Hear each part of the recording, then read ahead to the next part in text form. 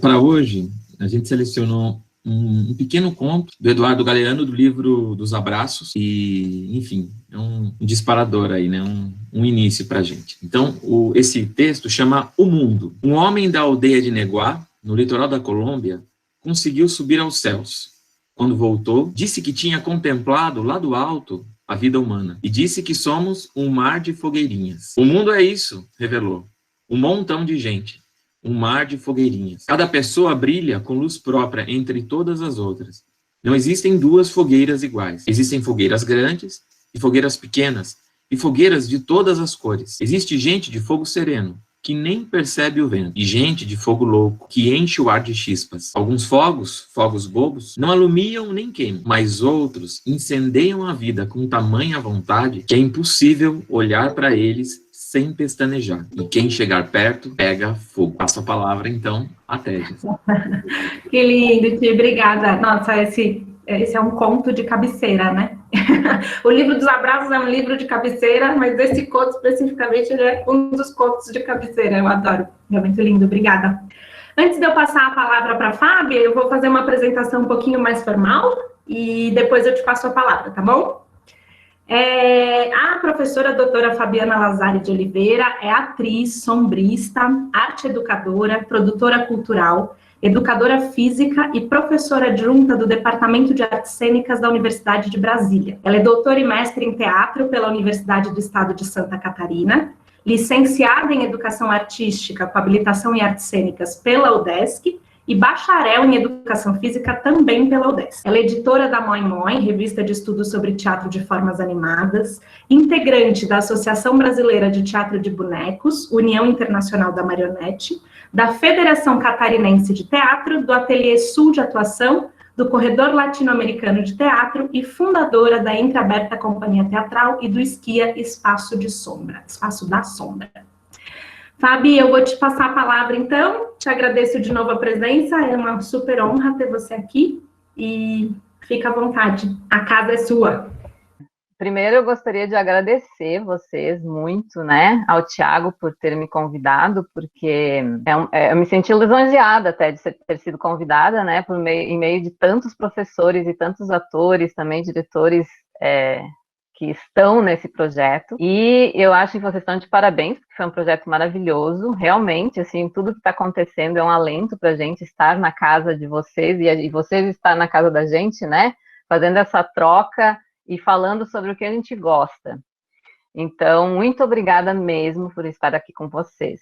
E agradeço também, lógico, Flávio, João, a Drica, você, Teja, né, que conheci aqui na jornada, né? Eu acho que a partir disso agora só tem a levar à frente, né? É um fluxo constante isso. Então, também quero agradecer a produção que fica atrás, né? Porque tem toda a parte executiva, tem as pessoas que organizaram junto com vocês, então passem o meu agradecimento a eles também.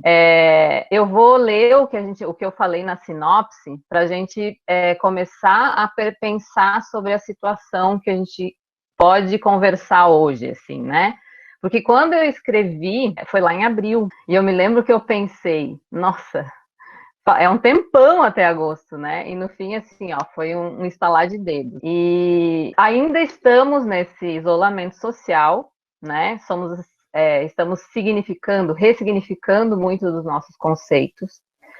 E esse confinamento também ele fez com que esses artistas, né, para entrar em contato com o público que seria teatral, viessem a trabalhar intermediado por esta tela, né, com recursos midiáticos, ferramentas midiáticas que a gente está conhecendo ainda. Então, eu convidei vocês, né, nesse momento, para a gente falar um pouquinho sobre a questão do corpo sombra e como ele reage a isso. O corpo sombra, ele foi um conceito que ele segue em processo, porque ele está em fluxo, mas eu construí, né, a conceituação do corpo sombra enquanto atriz sombrista durante mais ou menos uns 7 anos. Então, ele tem a ver com o meu trabalho de atriz sombrista e a observação com outros atores e atrizes que trabalham com teatro de sombras contemporâneo. E aí, as perguntas que vieram, né, são: quais são as perspectivas dessa presença e ausência no tempo e espaço de atuação no teatro de animação nesse contexto em que nós estamos. Podemos visualizar essas novas abordagens, novas formas de trabalhar entre olhares, entre escutas, entre as escritas, dentro desse espaço, do cyberespaço, porque é um espaço, né? Ele sendo um espaço, a gente tem como analisar e trabalhar o que a gente trabalha também no espaço cênico. Entre o corpo e a tela do computador, entre o corpo, boneco, silhueta, objeto, sombra, e o corpo dessa atriz e o corpo desse espectador que está do outro lado da tela. Será que a gente consegue ressignificar essa nossa arte toda nesse novo entre que está surgindo nesse fazer teatral? Por isso que eu coloquei, né, o nome Existir entre Coisas. Porque o teatro de animação é justamente isso, a gente trabalha entre coisas, e a gente dá essa ânima ao objeto, ao corpo, à sombra, né, à silhueta, à figura, e a gente tem esse entre, também com o público, com a suporte de projeção. E aí, para a gente conversar um pouquinho sobre essas questões, eu pensei no seguinte, eu acho que eu não tenho uma resposta para isso. Então, é um momento onde a gente tem que entender esse processo, assim como a gente conversou em outros, né, em outras... Para pensar nisso, a gente está falando de teatro. A gente não pode não falar de teatro. O teatro de animação, ele é teatro. Então, caminho, eu acredito, porque a gente tem percebido coisas, né, a gente não está parado, né? Teatro, a dramaturgia, a cenografia, a iluminação, os diretores, o espaço cênico, figurinos, acessórios cênicos, todas as funções também, né? O encenador, o diretor, o iluminador, o cenógrafo, o ator, a atriz, todos fazem parte dessa gama do teatro de animação também. Só que a gente tem algo mais específico. E eu estou falando isso porque tem várias pessoas, eu acho, que não têm tanto contato com o teatro de animação aqui, e eu acho que é importante, né, essas conceituações um pouco do teatro de formas animadas, ou teatro de animação, ou teatro do inanimado, porque é algo que não tem vida, né, ainda, enquanto a gente não mexe. Então, o que é essa coisa com que a gente atua, né? Além do nosso corpo, a gente tem a energia dessa outra materialidade do objeto presente em cena. Então, a gente é responsável por essa ânima. E que energia é essa? Como a gente pode estar presente para trabalhar essa energia na cena? Aí eu peguei um conceito da Ana Maria Amaral, que ela nos diz que o teatro, onde o foco de atenção é dirigido para um objeto inanimado e não para um ser vivo, para o ator e atriz, e que o objeto é toda e qualquer matéria inerte, né, que não tem vida. Porém, quando ela fala aqui também do objeto inanimado e não para o ser vivo, ator, atriz, ou performer, ou aí como, né, o bailarino também hoje trabalha com boneco, a gente não pode hoje dizer que não está também direcionada a ele. Porque o trabalho no teatro contemporâneo de animação hoje, ele também está direcionado para o ator e atriz. E na realidade também, por exemplo, se um mestre mamulengueiro, por exemplo, ele fica atrás da tolda, ele fica atrás da barraca ou da empanada, né? Ele não aparece, ele está oculto. É dirigido a ele também, precisa ser dirigida essa energia a ele, né? Então, o teatro de formas animadas, ele constitui num universo muito amplo, muito grande, tem muitas possibilidades expressivas. E aí, a gente pode separar essas linguagens em diversas, sempre tendo a relação do ator e o objeto, que é isso que torna essa linguagem ampla, né, e um campo amplo também de estudo. E aí isso explica as diferentes expressões também do teatro, de formas animadas, né, que a gente tem o teatro de bonecos, que daí tem bonecos de luva, bonecos de balcão com atuação à vista do público ou não, os bonecos gigantes, bonecos híbridos, que é onde a gente usa o nosso corpo e o boneco, metade corpo, siameses, com um boneco e duas pessoas manipulando também, bonecos aquáticos do vietnamita, por exemplo. Todos eles são técnicas diferentes dentro do próprio teatro de bonecos. A gente tem o teatro de máscaras, que daí também tem máscaras neutras, larvares, meias máscaras, a menor máscara do mundo, que é o clown, né, é o palhaço. Depois existem máscaras indígenas, africanas, que a gente está pesquisando um pouco mais agora, né. O teatro de sombras, que também tem a linguagem tradicional e tem a contemporânea. O teatro lambe-lambe, que dentro do próprio teatro lambe-lambe existem várias linguagens do teatro de animação ali, né? Tu pode fazer com todas elas ali dentro também, só não com bonecos gigantes, lógico. Bom, então, no teatro de animação, é o ato de animar que é o objeto e que está intimamente ligado à ação corporal da gente. E isso nos leva a, e me levou, né, também a concluir, e muitos outros, José Parente também diz isso, e até a própria Sandra, né, que é necessário um treinamento como praxis, para a gente poder chegar a essa energia e se tornar autônomo para a gente poder criar no trabalho. Assim como um ator, né, tem que trabalhar a voz, porque antigamente era muito mais a voz impostada, né, o corpo todo. No século XX é que a gente começou a redescobrir esse corpo e começou a trabalhar essa praxis, esse treinamento de conscientização do corpo também e de formas diferentes de atuações, né, e de representações. Então, a gente precisa pensar nessa questão do treinamento para se chegar a essa energia também e se tornar autônoma na questão da técnica, porque aí é que tem uma diferença enorme, que é uma especificidade do teatro de animação, é a questão de você saber lidar com esse objeto, com esse corpo, com essa sombra, com essa silhueta, que vai gerar uma sombra também, um boneco de sombra, né?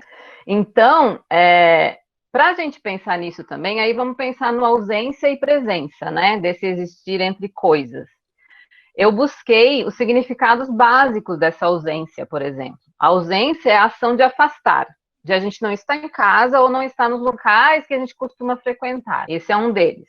Ou é que não comparece a um certo local, ou é um estado, né, uma particularidade ou condição de ausente, eu não estou presente.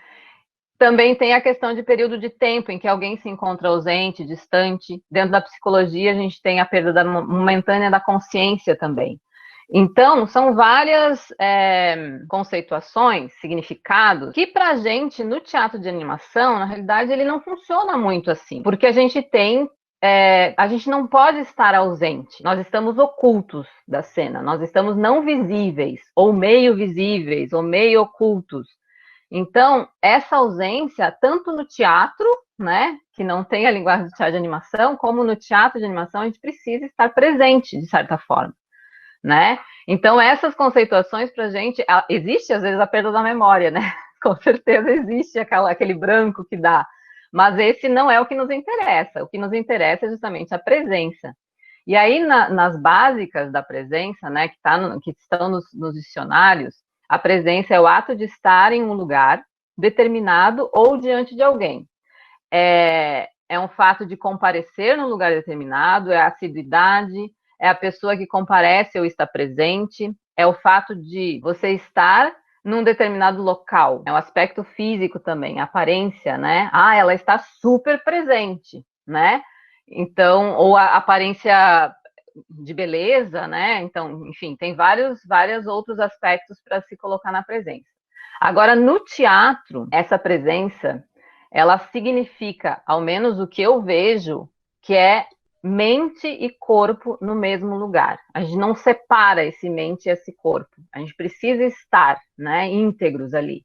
Então, quando a gente amplia essa consciência toda sobre esse momento presente, a nossa mente ela vai ficar mais quieta, mas a gente tem uma consciência para canalizar todas essas energias com maior qualidade. Então, se a gente não está presente, mas está consciente, a mente ela fica distraída. Ela vai fazer coisas no piloto automático e não vai dar certo.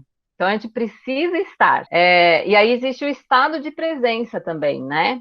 Que esse importa muito para a gente também, porque a gente está oculto, mas a gente está num estado de presença. Porque se a gente não estiver nesse estado de presença, eu não vou conseguir passar energia para o espectador e para o público com o foco no objeto que eu quero animar. Então, é bem importante, tem que estar no aqui e agora, né? No momento atual.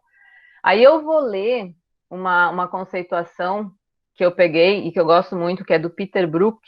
Estado de presença é o estado que caracteriza uma presença da atriz, do ator em cena. É um estado no qual o ator ou atriz se modifica a partir de suas próprias características interiores, até então guardadas em sua memória psicofísica, porém ocultas, porque a gente vai adquirindo essa memória a partir do que a gente vive, né? Das nossas vivências, da existência, que é o que Merleau-Ponty fala também na fenomenologia da percepção.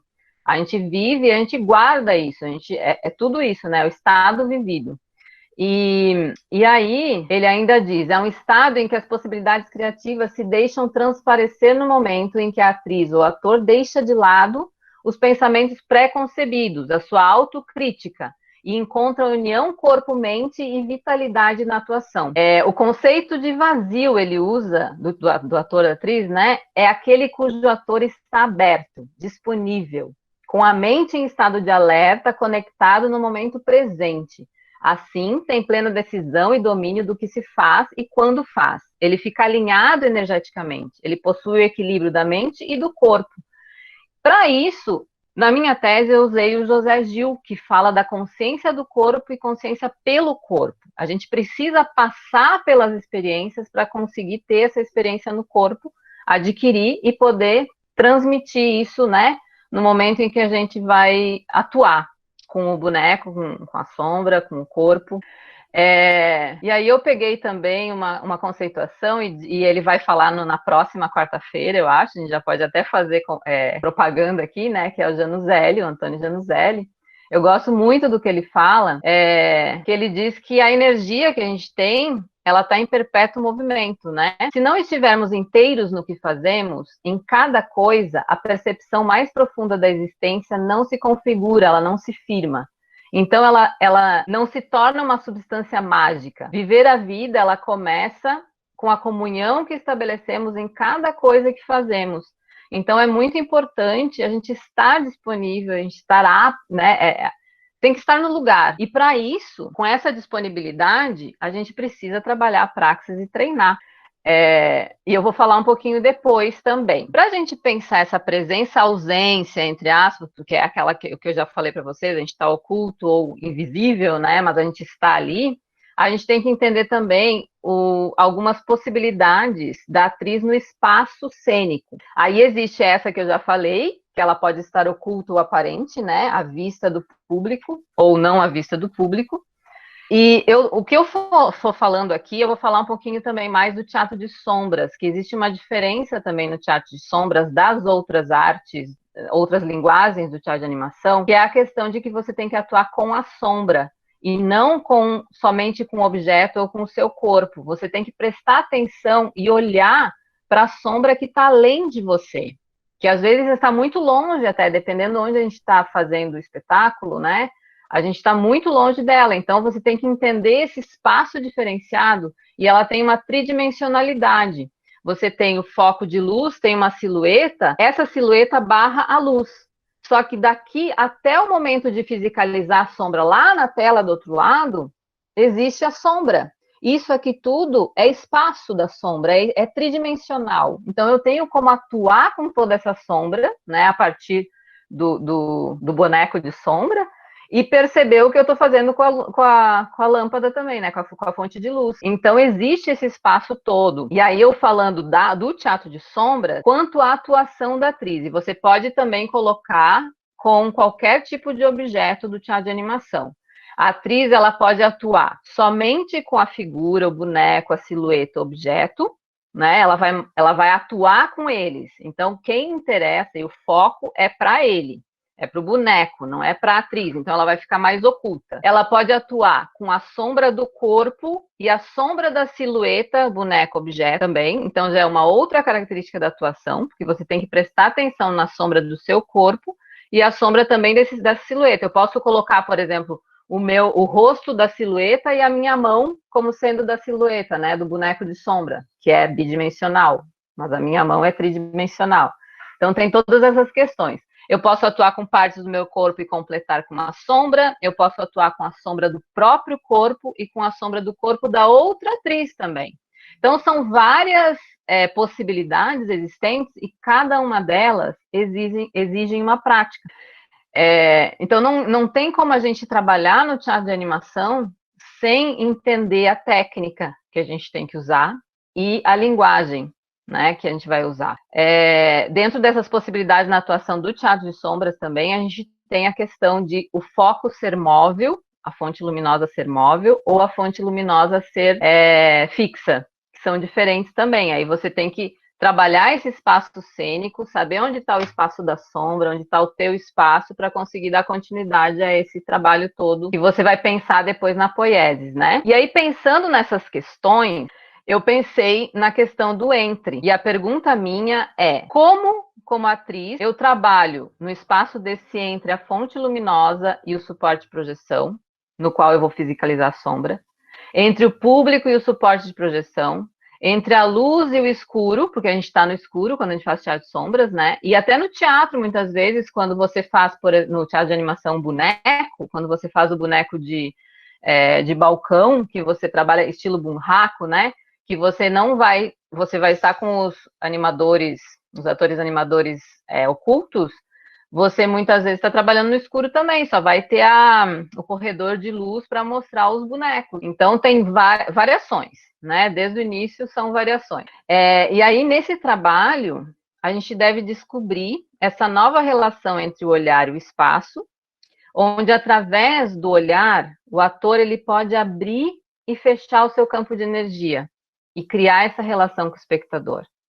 A gente precisa disparar processos de compartilhamento de sensações. E a gente só consegue fazer esse compartilhamento de sensações quando a gente já tem percepções. Para a gente adquirir percepções, a gente precisa trabalhar na praxis. Então, não tem como a gente pegar um boneco e começar a atuar de uma hora para outra para um espetáculo, né? Lógico que você brincar, você fazer, não tem problema nenhum. Agora, para você realmente trabalhar e conseguir criar ânima para esse boneco, a gente tem que ter essa praxis. Eu friso sempre isso, porque as pessoas acham que é facilzinho, né? Você pega o boneco lá e sai fazendo. Então, existe essa força que tem que operar no sentido de pôr esse corpo em fluxo, né? É uma recriação contínua, e aí isso a gente chama de organicidade. Isso quem fala é o Ferracini, do Lume. Trabalhei bastante, assim, fiz vários cursos com eles também, justamente para tentar ver onde estava essa energia e esse corpo, né? O ASA, que é o Ateliê Sul de Atuação, a gente trabalha com a Tânia Farias, então a gente trabalha bastante a questão, o Butô, a gente trabalha muito essas questões de encontrar uma suspensão, né, a partir do trabalho físico. E aí isso é importante para a gente estabelecer nesse espaço do entre, com o conjunto desses elementos todos da encenação. Aí, a partir disso, eu vou falar sobre o corpo sombra agora. O corpo sombra, ele é um estado de atenção multifocal da atriz na sua corporeidade, no seu mundo vivido, percebido, produzindo uma autonomia e dançabilidade no espaço-tempo de atuação no teatro. De sombras, no meu caso, né? Mas eu acredito que a gente pode usar no teatro em qualquer linguagem do teatro de animação e até fora quando você está trabalhando com objetos, né? Para isso, para entender esse corpo sombra, eu fui procurar o que era atenção, o que é o multifocal, né? O que é a corporeidade, o que é essa dançabilidade, esse espaço-tempo. Então, rapidamente, eu vou ler o Robert Steinberg.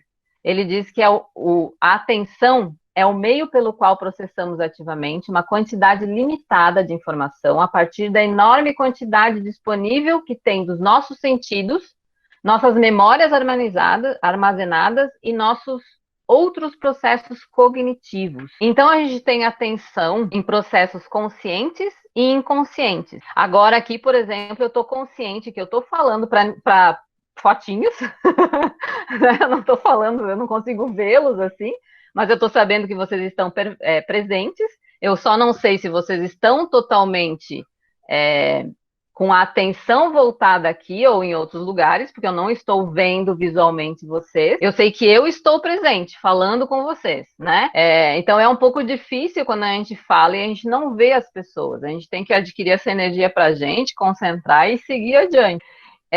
E aí, dentro dessa atenção, a atenção ela também é trabalhada, né? Ela é praticada. E uma das coisas que que eu pesquisei, por causa também da educação física, são as formas de trabalho da aprendizagem. Como que a gente faz o processo de aprendizagem? Quais são os estágios da aprendizagem, principalmente da parte psicomotora. E aí, eu posso dizer assim, que quando a gente trabalha com atleta, a gente tem 3 níveis, não só o atleta, mas a pessoa que está aprendendo uma habilidade, porque a gente tem que adquirir habilidades. Existe o estágio cognitivo, o estágio associativo e o estágio autônomo. O estágio cognitivo é quando a gente está começando, a gente está entrando em contato, identificando todos os elementos que a gente tem que trabalhar. Então, a técnica começa por aí. A gente precisa começar a entender que objeto é esse, como ele funciona, como que eu uso, que materialidade que ele tem. né? É uma sensibilização ao que você vai fazer. Só que eu não sei, assim, como usar direito ainda, então eu vou precisar de um professor, eu vou precisar de um diretor, de um encenador, eu vou precisar de um orientador para me levar a chegar nessa técnica, né? O segundo estágio, que é o associativo, você já sabe que existem vários elementos e que você tem que mexer com ele. Então eu posso ligar essa lanterna, né? Colocar o objeto, mas eu não vou saber, não sei se vocês conseguem ver aqui, deixa eu pegar outra que é melhor, peraí. Vocês conseguem ver? Só me responde se consegue ver a sombra ali no branco. Sim? Tá, ótimo. Então, assim, eu tenho a minha mão aqui, né? A fonte luminosa. Eu tenho que começar a entender que quando eu aproximo a minha mão da fonte, a minha sombra ela aumenta. E quando eu levo ela para perto da tela e afasto da luz, ela vai diminuindo lá. Isso tudo são processos cognitivos que a gente vai adquirindo na prática. E aí, nessa parte associativa, no estágio associativo, a gente consegue saber que isso funciona, mas muitas vezes a gente não consegue colocar no lugar certo. Aí a gente precisa de um feedback ainda, de uma pessoa de fora, que nos diga, ó, para esse lado é melhor, então segue para aí que vai no lugar certo. Então eu não consigo ainda resolver a coisa na hora para que aconteça certo.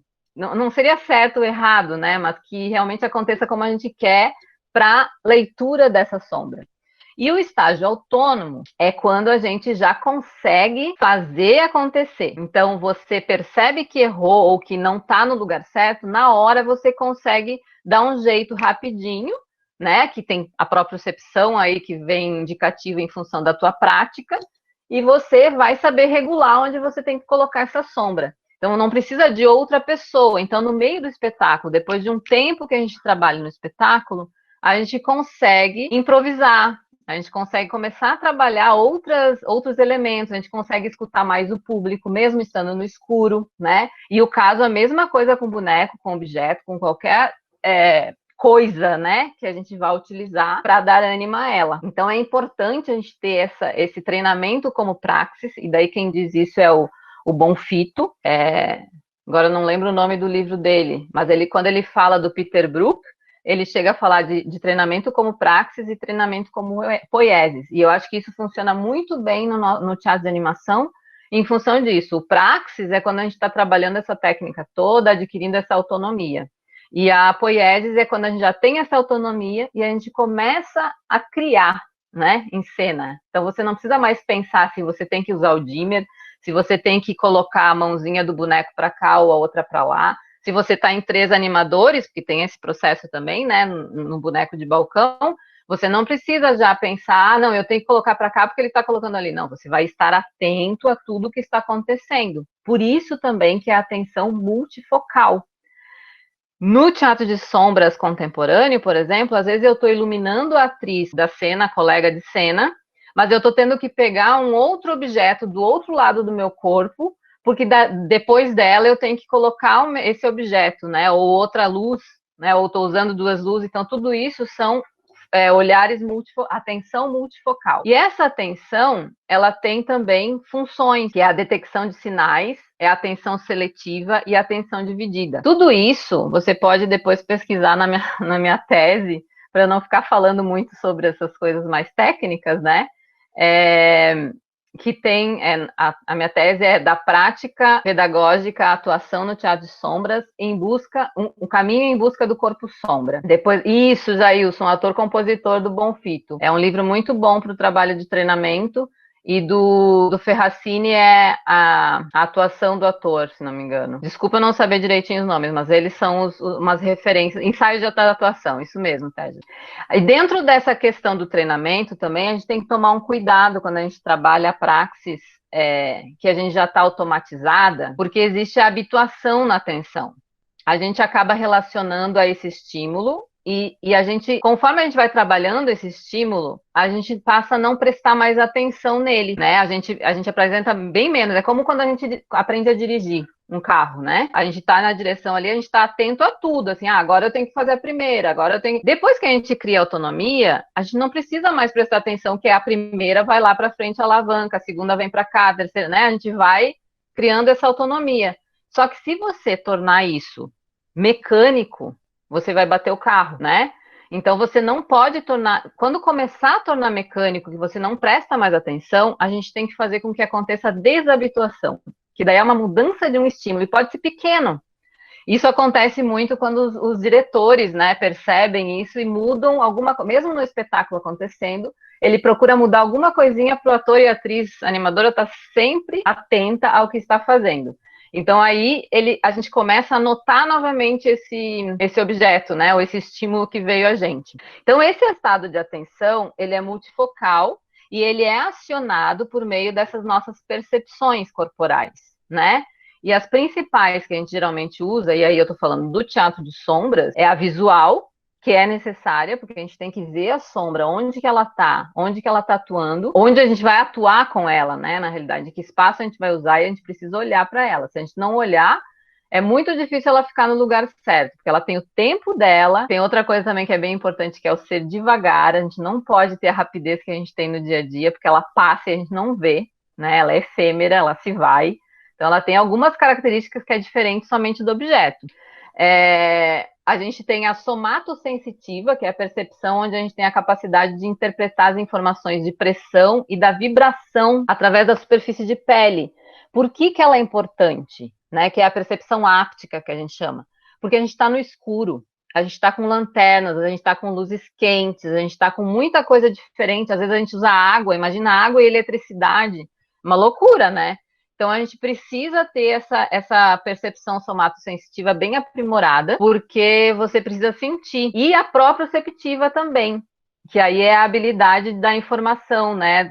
Sobre a posição do corpo, o estado do músculo, dos tendões, a tensão que a gente tem, que permite saber também o conhecimento da nossa postura em cena. Como a gente está, geralmente no teatro de sombras contemporâneo, e no teatro de animação contemporâneo, nós estamos em cena e estamos visíveis. Então, a gente tem que trabalhar essa propriocepção para a gente perceber essa postura, porque a postura é uma postura que tem que estar presente, né? Ela não pode sair dessa presença. E muitas vezes você tem que modificar o foco, e aí isso é ficcional, mas é o foco que vai te dar esses signos para o nosso espectador, para o nosso público. A gente precisa modificar esse foco para que a gente fique oculta também, muitas vezes, que apareça só o objeto, só a sombra, né? E existem muita coisa que a gente pode trabalhar nessas questões. Então, ela está relacionada também à percepção áptica da pele e está relacionada à percepção vestibular, que é do equilíbrio, da lateralidade. Então, tem todas essas questões que envolvem, né, um trabalho do ator, da atriz animadora. Tem também a sinestésica, que daí ela engloba várias coisas que são as informações do movimento e da velocidade que a gente tem das coisas, né, em todo o nosso entorno do corpo. E daí entra a percepção visual, a do espaço, a do tempo, a áptica, uma interceptiva também, que é interna e externa, enfim, são muitas. E aí a neurociência pode explicar bastante coisa. E como a neurociência está sempre em crescimento, sempre tem coisas novas. Isso eu já estou falando coisas assim básicas, né? Para a gente entender um pouquinho. Que mais? Aí dentro do nosso conceito, desse conceito do corpo-sombra, também eu falo em corporeidade. O que é essa corporeidade? Aí eu entrei lá no Michel Bernard. Ele diz que é definida a partir do funcionamento intrínseco do nosso sentir. Ó, mais uma vez, sensações. Das sensações, a gente tem as percepções, né? Aquele cheirinho do feijão da avó e do vô, do pai e da mãe que a gente sente de vez em quando, né? Que parece ser e não é, mas a gente já teve a sensação, a gente já percebe porque a gente já teve essa sensação. A gente sabe que isso é um cheiro de feijão porque a gente já sentiu uma primeira vez, né? Agora, essa corporeidade, ela é mutável. Ela se transforma de acordo com a nossa vivência e não abandonando essas anteriores, que é aquilo que a gente falou lá no início, fica na memória, né? Isso já é Merleau-Ponty que fala também dessa vivência, né, que a gente fica. A gente pode pensar também na parte de experiência, né, que daí tem o La Roça, que fala da experiência, que é o que nos passa, né, que é o que vem, que é na hora, né, que se não tiver essa experiência de passar realmente, de afetar, ela acaba não sendo uma experiência. Dentro desse conceito corpo-sombra ainda tem a questão da dançabilidade. O que é essa dançabilidade? Eu escutei muito pouco falar sobre ela, mas trabalhando como atriz nos espetáculos que eu tinha que deslizar pela cena e fazer com que as pessoas não percebessem que eu estivesse ali, e sim que a sombra estivesse, eu acabei também falando dela, porque eu acho que ela está presente. A dança está muito presente no teatro de animação, porque o teu corpo ele tem que se desenvolver de uma forma fluida, e é esse fluxo dinâmico e consciente que é a dançabilidade, que ela tem que ser adquirida nesses deslocamentos que a gente faz pelo espaço, muitas vezes não sendo percebidos, mas que existem, e aí existe toda uma praxis da questão coreográfica, muitas vezes, que você vai pegando isso e cada vez aprimorando mais, né? Então, e é um fluxo contínuo, né? O corpo desliza entre esses deslocamentos e essas ações que são necessárias durante a atuação. E aí, para acontecer esse fluxo, que eu já falei lá no início, que existe essa força que opera, que é a organicidade. E aí, querendo ou não, também é esse espaço-tempo de atuação, né? Que eu falei ali, que é o aqui e agora, é nos estarmos no aqui e agora para fazer o espetáculo e estar presente, né? Então, eu acho que é mais ou menos isso que eu tinha para falar. Quando a gente faz a reflexão sobre a sombra, e quando a sombra é utilizada intencionalmente, né, pensando justamente nesse jogo cênico, porque a gente pode usar a sombra no dia a dia, a gente pode só brincar com ela na rua, a gente pode, né, fazer sensibilizações, meditações com a sombra, mas quando a gente está consciente e a gente quer criar, a atriz sombrista, ela precisa se conscientizar sim, e o ator e a atriz do teatro de animação também, dessa presença de corpo, e ela tem que se utilizar da consciência, e aí estar em corpo sombra, eu digo isso, estejamos em corpo sombra. Aqui, por exemplo, mais ou menos eu estou nesse corpo sombra, porque eu estou prestando atenção no que eu escrevi, eu estou prestando atenção no que eu tenho aqui na minha cabeça, estou prestando atenção também no que está ao meu redor. Infelizmente não consigo prestar atenção em vocês, porque vocês não estão aqui em movimento, estão só parados, né, estão estáticos. Seria uma arte estática, como, né, às vezes a fotografia, por exemplo, mas que tem movimento também. Então, dessa forma, a gente consegue trabalhar essa ausência, entre aspas, ou a presença nesse espaço de criação. E aí, voltando às perguntas lá do início, né, do nosso, o que eu falei para vocês, as perspectivas, né, da presença ausência nesse tempo e espaço de atuação, e falando tudo isso para vocês, o que eu percebo? E de experiências também que eu já tive assistindo espetáculos nesse cyberespaço. Né? Eu fiz várias experiências durante esse tempo, que é uma coisa que está me estimulando assim, a pesquisar, e ao mesmo tempo dá uma agonia por não poder estar de corpo presente, né? De não ter o calor, de não ter essa questão do suor que a gente tem quando a gente treina também, né, e o contato físico, porque o teatro é contato físico, isso para nós atores e atrizes, né, porque o espectador muitas vezes ele não quer o contato físico, ele quer assistir, quer ter aquela presença, outras vezes sim, é diferente, e eu tenho percebido que essa presença a gente consegue nesse cyberespaço, só que a gente tem que estudá-lo, a gente tem que saber como trabalhar, e para mim, o que tem me estimulado a assistir são esses espetáculos que estão sendo mais interativos, né? Que existe a presença do espectador que está do outro lado. Então, assim, que existe a minha presença junto com eles na cena. Assistir uns 2 ou 3 que não tem essa interação, para mim foi cansativo, eu não conseguia muitas vezes estar ali em corpo sombra, estar presente também assistindo, tem que afetar o outro, né? E o que vai nos afetar nesse cyberespaço? É um pouco o que eu penso, assim, como que a gente consegue afetar o outro do outro lado, que faça com que ele assista, que não é cinema, né? Não é cinema, não é televisão. O que a gente pode fazer, né, com isso tudo, pensando que o espectador está ao vivo ali do outro lado, né? São coisas que a gente precisa pensar nesse contexto. Aí visualizar novas abordagens, sim, eu assisti o Cláudio Shakespeare, por exemplo, eles fizeram um trabalho onde eu não sei se vocês já assistiram, mas existe a interação do WhatsApp, existia o Instagram e existia também a tela do computador, ou né, quando a gente consegue colocar na televisão também, e nessa interação acontecia, eles pediam, inclusive, pedem, né, pra gente ter um personagem, né? Um disfarce, isso, um disfarce, obrigada. E a gente acaba fazendo parte da brincadeira, e aí isso nos mantém presentes na cena, nos mantém atentos ao que a gente tem que fazer, e fazem perguntas, E aí, interessante que uma delas usa... eu não vou falar, tem pessoas que não assistiram, né? Não vou falar. Mas existe um pouquinho da questão da animação, do teatro de animação ali dentro, assim. Que a gente sente um pouco, né? Vou deixar para vocês assistirem também. E aí esse né, que eu falo ali também, entre o corpo, o boneco, a silhueta, o objeto, a sombra, e o corpo da atriz do outro lado, da atriz aqui e do espectador do outro lado. A gente pensa nessa presença. Agora é outra coisa, né? O que a gente conversou também com a Brígida semana passada. É outra coisa que a gente está falando, né? Não é o teatro com o contato. Para alguns espectadores, para alguns do público, não vai fazer muita diferença, porque a gente percebe, infelizmente, e aí eu digo infelizmente, que dá vontade de chorar também, né? Que assim como no teatro, as pessoas aqui não importa, assim, para elas o teatro. Então, não vai fazer diferença, elas vão assistir e vão se tornar.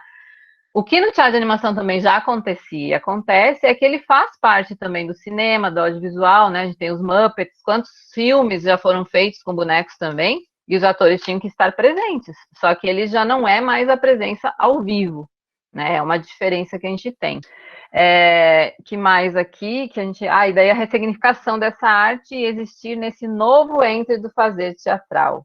Eu acho que a gente consegue ressignificar esse entre, mas eu não sei se no fazer teatral. Isso é uma dúvida que eu ainda tenho, que eu não sei como. A gente pode conversar sobre isso, eu acho. Gente, eu acho que é mais ou menos isso que eu tinha para falar, que eu organizei um pouquinho. Não sei se vocês entenderam, se tiverem dúvidas, por favor, perguntem. Falei mais baseado no teatro de sombras, mas que muita coisa tem, né, dentro do teatro de animação que a gente utiliza, porque a gente utiliza esse objeto, a gente utiliza esse... Enfim, vamos às perguntas e às conversas, Teja. Sim, Fabi, obrigada. Muito legal te ouvir, assim, uma delícia. A gente estava falando de livros de cabeceira. Eu li a sua tese recentemente também, e uma delícia te escutar falando sobre ela, né? Mas que bom! De livros de cabeceira, e eu lembrei, eu tenho um artigo de cabeceira que eu adoro, que é o Corpo Cênico e Estado Cênico, da Eleonora Fabião, e ela fala sobre a ação cênica ser justamente esse espaço entre, né? Esse entre-lugar que a gente cria a partir de uma atenção que ela diz que é uma forma de conhecimento, né? Ela dizer que a atenção é uma forma de conhecimento, para mim, é um grande presente, porque... Sim, não, e esse entre, inclusive o Ferracini também fala no livro dele, ele é um estado de fronteira, né? Então, é onde a criação, a poiesis acontece. Ela pode acontecer se você estiver com essa atenção, né? Esse estado de atenção ali. O Barba fala na prontidão, né? O Peter Brook já falou no vazio. Então, assim, são formas de falar sobre essa energia que a gente precisa estar em cena, presentes, disponíveis, prontos, tanto muscularmente como psicologicamente, né? E esse entre também surge em muitos acasos. Se a gente estiver consciente do que a gente faz, né? E daí no teatro de animação dessas técnicas, porque o teatro de animação não é só a técnica, isso é a primeira coisa que a gente faz. Depois, a partir de todo o treinamento que a gente vai tendo, a gente vai trabalhando tudo isso e vai adquirindo esses acasos, né? E aí a criação acontece. E daí a gente está consciente, é maravilhoso isso, assim. E quando a gente percebe no nosso corpo, né, fazendo, né? O clown tem muito isso também, né? Porque você tem que se jogar, né? Você tem que estar disponível, você não pode ter medo, né? As inseguranças da gente a gente não pode, tem que deixar de lado. E aí é uma etapa, né? Cada etapa depende dessa praxis. Sim, e eu fico pensando também no teatro de animação, que a gente tem essa coisa, né, de provocar a vida no objeto, na máscara, né, na sombra. Sim. E como a gente, com esse estado de atenção e com essa abertura para os afetos e para as afecções, né, para isso que atravessa, eu fico sempre pensando como a criação de vida, ela é dupla, né? Então, sim, a gente provoca a vida no objeto e o objeto provoca a vida na gente, né? E a gente vai se reterritorializando e se recriando enquanto corpo-vida, a gente e a matéria, né? E aí por isso é importante esse conhecimento dessa matéria, né? Tem um exemplo até que no Brooks, né, que foi o último espetáculo que a gente fez, ele foi todo construído, a parte da materialidade das silhuetas foi o Fávero, né, o Alexandre Fávero da Companhia Lumbra que fez, ele que nos dirigiu. E num primeiro momento, todas as silhuetas elas eram de plástico, que é aquele plástico das pastas polionda, que chama, que é um plástico que é todo assim, com coisinhas, né?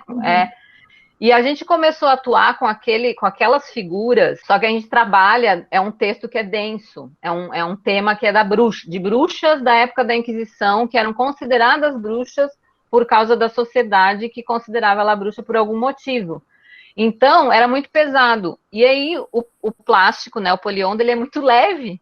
E a gente não conseguia trabalhar com aquela materialidade com o nosso corpo em cena. A gente mostrava que a gente estava trabalhando com plástico. E aí, como é que você vai dar ânima a um personagem, mesmo sendo na sombra, se você não acredita naquele personagem ali, naquela materialidade? Então, ele teve que trocar. E a gente confeccionou tudo com madeira firme, né, com moeda, com ferro, com coisas antigas, sabe? Que já tem vida também, porque isso também, no teatro de objetos, por exemplo, a Sandra, nossa, é maravilhosa, ela trabalha com a questão da memória, né? Então, o objeto tem uma memória já também. Então, essas coisas têm memórias. E essas coisas, elas vão sendo trabalhadas. E ela, muitas vezes, um boneco, ele é confeccionado também, e esse boneco, a gente quer fazer um movimento e ele não faz. Ele tem vida, sabe? Sim. A materialidade tem vida. Então, não tem como, a gente tem que... É o entre, a gente tem que estar sempre jogando, né, um com o outro. A gente não tem como excluir um ou outro. É um diálogo, né? Não aí o que eu falo é que também a gente está em suspensão, né, nesse momento que a gente está atuando, mas a gente tem esse corpo dilatado, que é o que o Barba fala também, né? E o boneco, ele não é uma extensão do seu corpo, ele faz parte do seu corpo, porque você tem esse ambiente todo ao teu redor que você precisa trabalhar com essa energia que é sua. Então, você tem que transmitir essa energia que está aqui, ampliá-la, né? Suspendê-la, levá-la para fora. E aí acontece também com o objeto. Ele tem que fazer parte da gente. Se ele não fizer parte, é que nem a máscara. Tu coloca, tu tem que vestir, entender o que ela é. Só que também tem uma diferença, porque a máscara está no corpo, colada. O objeto está além também, né? E a sombra além ainda. Então, são técnicas diferentes, são especificações diferentes, né? Muito legal. Fabi, já tem umas perguntas aqui, eu ficaria aqui batendo papo com você assim. Vamos na fila, não posso. Eu quero ver as carinhas. Eu queria chamar a Alessandra Alves de Melo. Por favor, Alessandra, se você estiver por aí para fazer sua pergunta. Alessandra? Às vezes rola um momento aberto de microfone. Não, eu vou chamando outra pessoa. Então, Alessandra, se você estiver aí e quiser vir depois, dá um toque, tá? Vou chamar outra pessoa por enquanto. Hudson, se você quiser vir. Ah, você tá aí? Opa, então, por favor.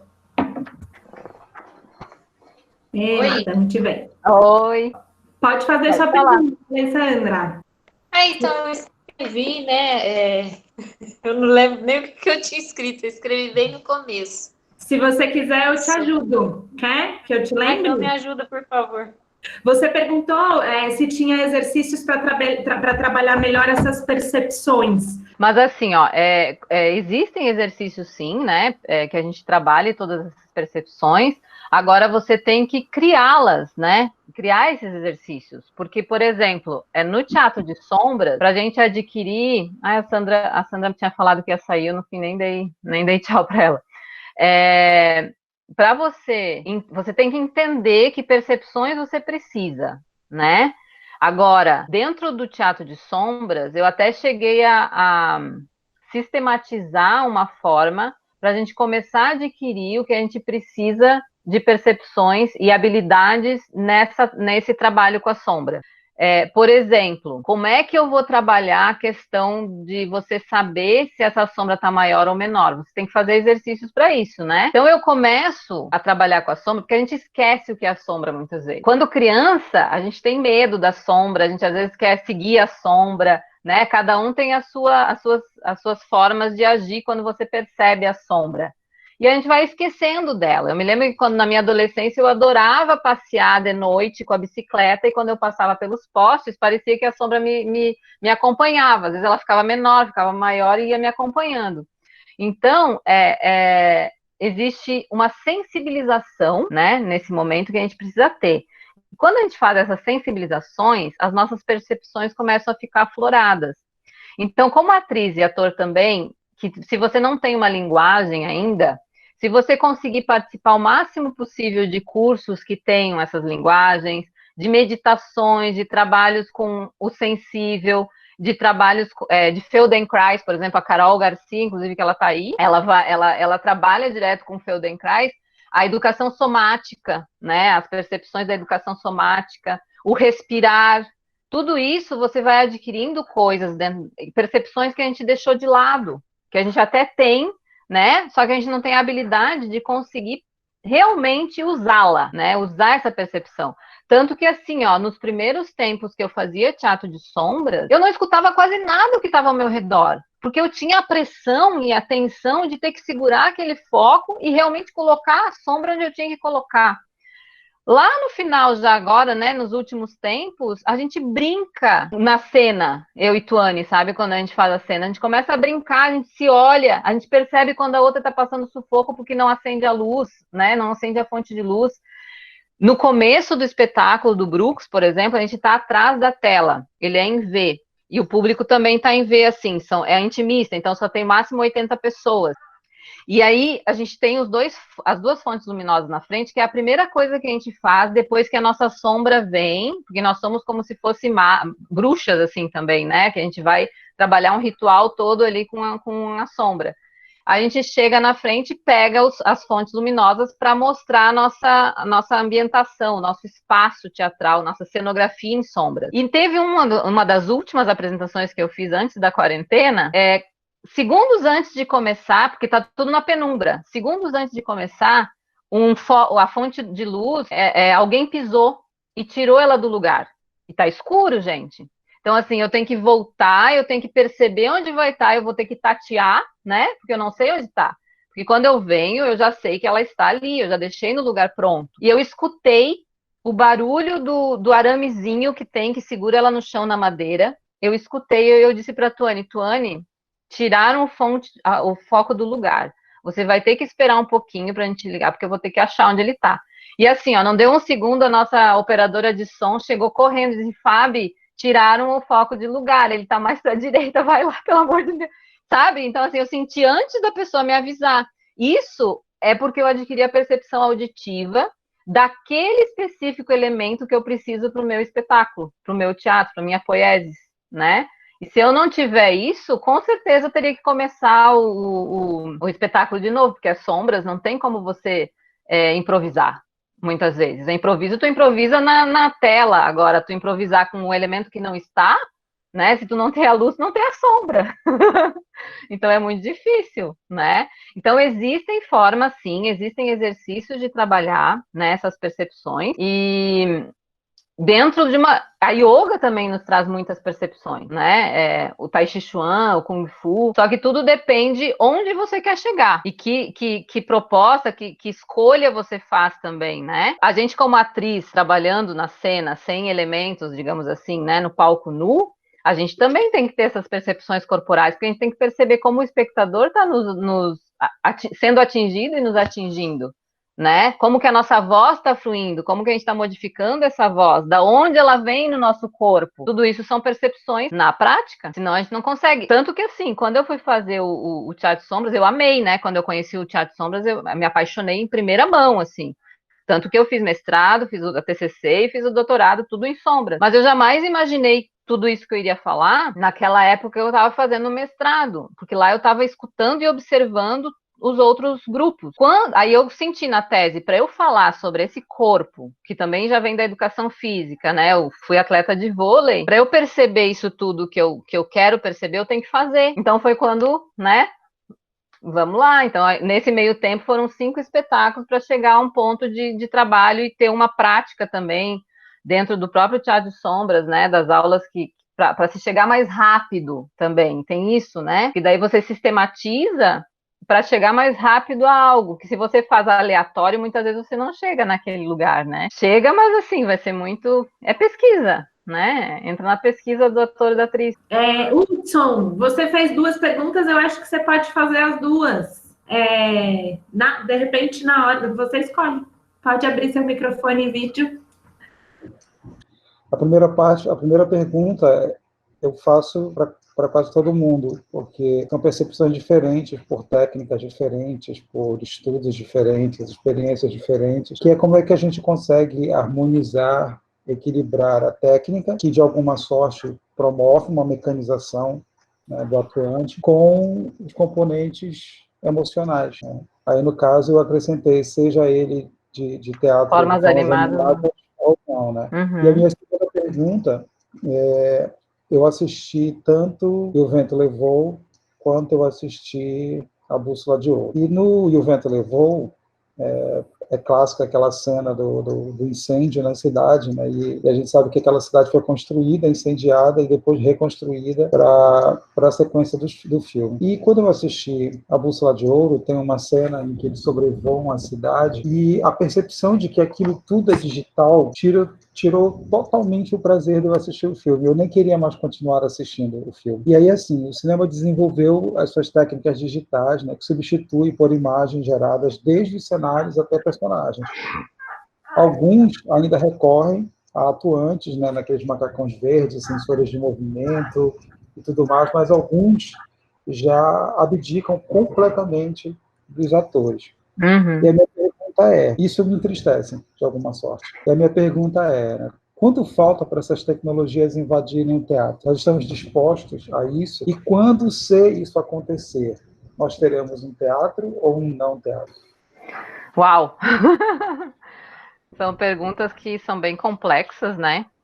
Então, eu acho que tem muito essa questão do conhecimento de quem está fazendo, né? De quando a gente está fazendo, em como que a gente vai direcionar essa parte mecanizada, que é como eu falei lá na atenção, existe a habituação e a desabituação, né? Então, se você se habitua a um estímulo e se torna mecanizado, possivelmente você não vai estar com a emoção, não vai estar com a intenção, muitas vezes, porque ele se tornou mecânico, você faz, né? Aí você pode estar em outro lugar e estar fazendo aquilo ali. Agora, se você coloca essa emoção junto, você está com essa intenção de presença, né? Não a intenção, o estado de presença, e você consegue afetar o outro, você acaba tirando essa mecanização, assim. O difícil, sim, claro, você tem que conhecer para você não mecanizar, né? Ou você fazer com que o ator e a atriz, nesse momento, se torne autônomo, mas sem essa mecanização, né, da atuação. E para isso é prática, a gente mesmo. Se você não tem um diretor, não tem um encenador, um orientador que vai estar com você, você vai ter que praticar, vai se escutar, né? Vai ter que se escutar muito, tanto. E aí, quando eu falo escuta, não é escuta só do texto, né, que você está dando. É a escuta do corpo todo, né? É a escuta da pele, é a escuta de cada carcassinha, de cada eixo que a gente tem, né? Dentro da gente, que são vários níveis também, né? Tem Xing também que a gente usa, né? Enfim, tem muitos pontos que são acessados, mas somente se você tiver consciência dele. Então tem que fazer, tem que treinar, tem que trabalhar, se fechar numa sala de ensaio e trabalhar para isso.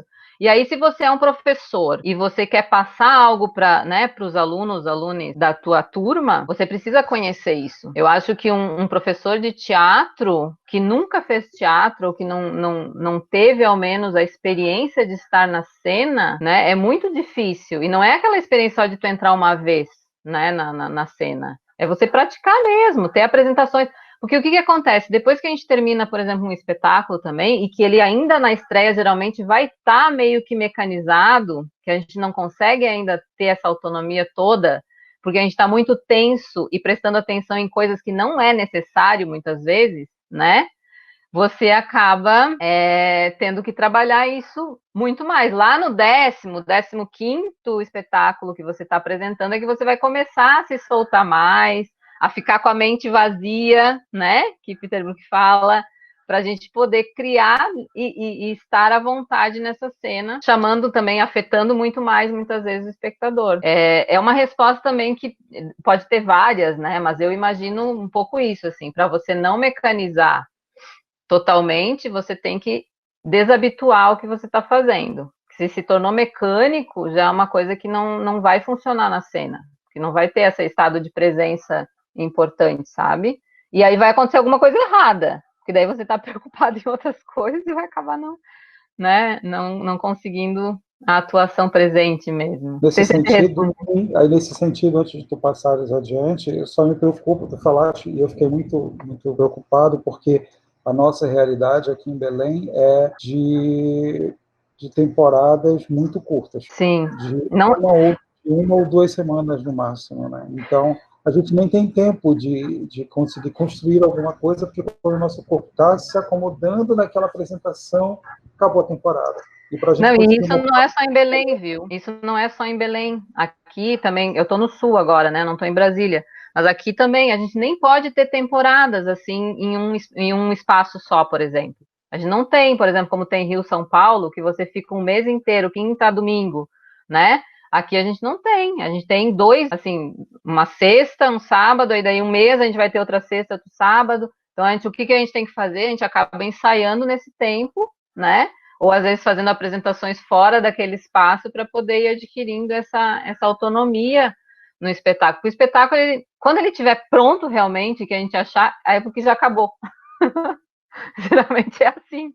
Ele acaba, é o momento de terminar, quando não tem mais o que mudar, né?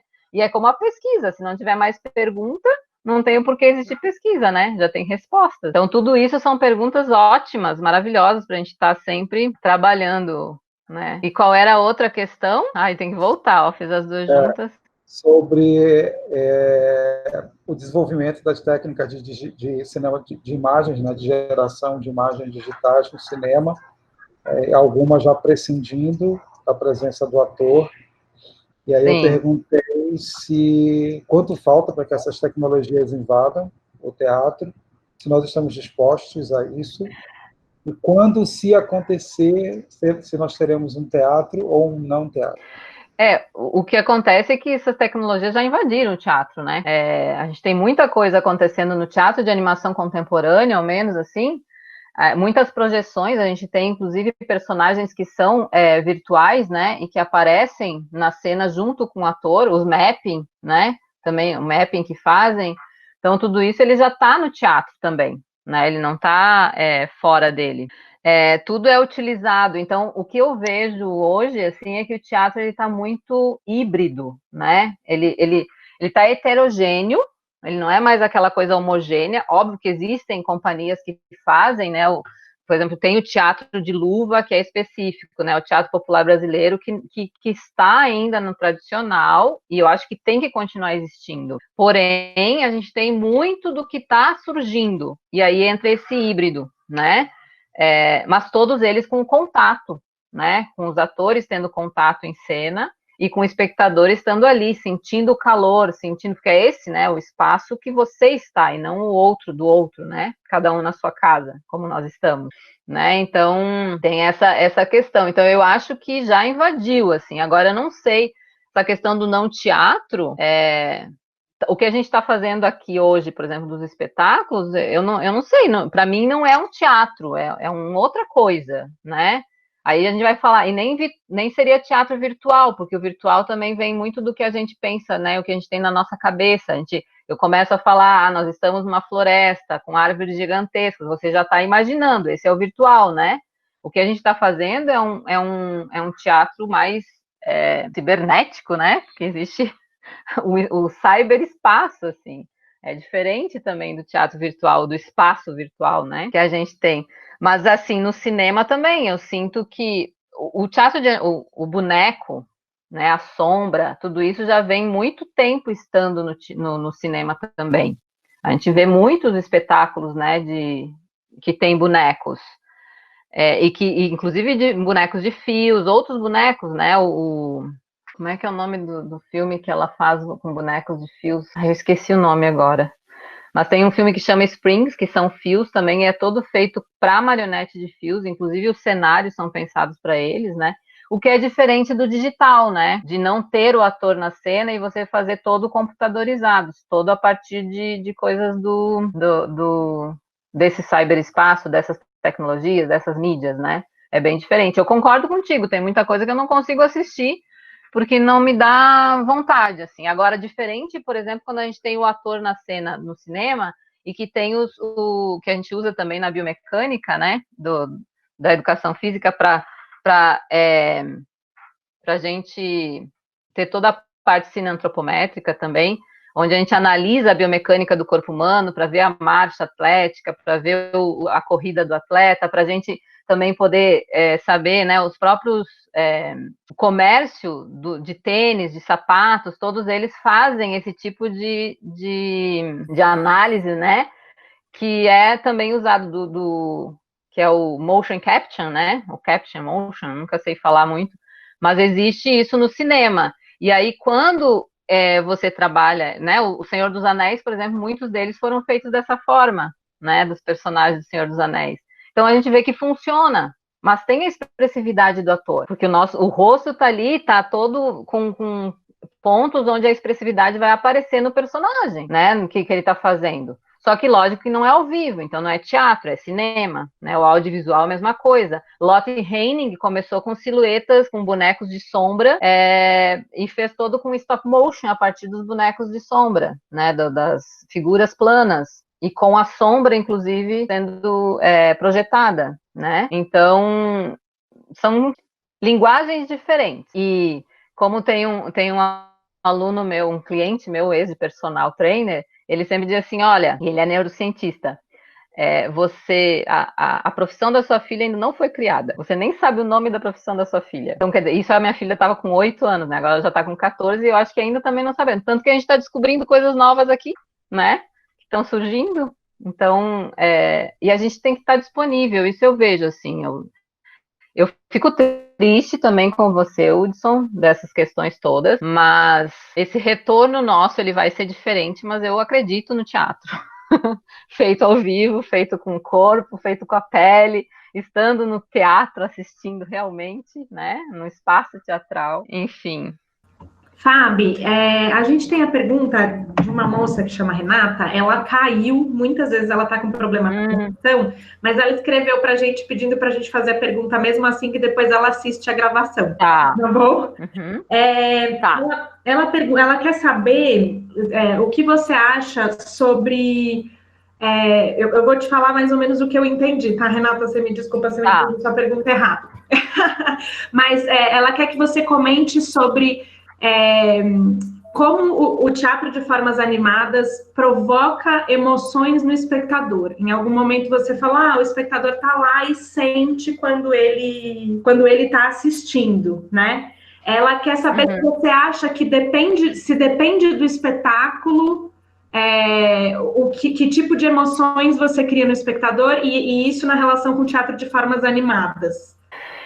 Eu acho que em qualquer teatro, para você afetar o seu público, você tem que estar ali presente e tem que ter as emoções e você tem que saber, porque dentro do teatro de formas animadas a gente tem alguns princípios, né, que a gente trabalha e que o ator na cena também acaba trabalhando, que é o foco, que é a questão da triangulação, né? Então, no teatro de formas animadas, você tem que ter muita ciência de que, para quem você está direcionando o foco? Primeiro que aí o espectador, para ser afetado, ele precisa entender os códigos que a gente está colocando dentro dessa linguagem. Então, existem códigos, né? Existem signos. Então, assim, ele também tem que ir disponível também a assistir, né, o espetáculo e, estou indo ver teatro de formas animadas, ou não. Porém, ele sabe que aquilo ali é teatro. E é ficcional. Todos nós sabemos que o teatro é ficcional. Em qualquer espetáculo, a gente sabe que é ficcional, que não é o real que está acontecendo de alguma forma. Às vezes a gente confunde, né? A gente parece que realmente, como é que fez aquilo? Aí causa uma ilusão.